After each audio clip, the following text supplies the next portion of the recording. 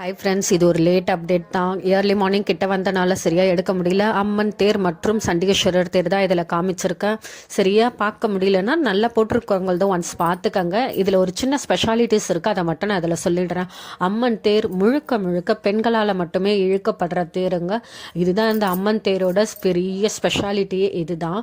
சண்டிகேஸ்வரர் தேருக்கு இன்னொரு ஸ்பெஷாலிட்டி இருக்குது. அது என்னன்னு பார்த்தீங்கன்னா, சின்ன சின்ன பிள்ளைங்க, ஒரு 6வது படிக்கிற 5வது படிக்கிற பிள்ளைங்கள்லேருந்து ஒரு 10 11 படிக்கிற பிள்ளைங்க வரைக்கும் இருக்கிற பசங்க எடுப்பாங்க.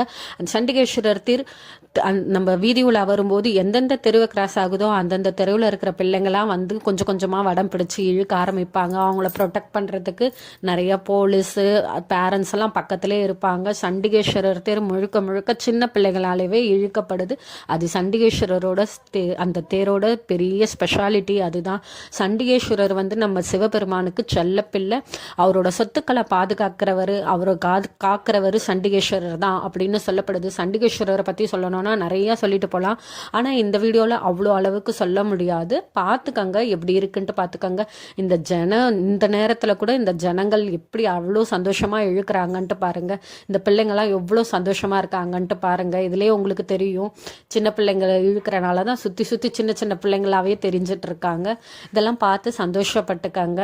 எல்லாம் வல்ல இறைவனை இது மூலமாக பிரார்த்தனை பண்ணிக்கோங்க. தேங்க்யூ.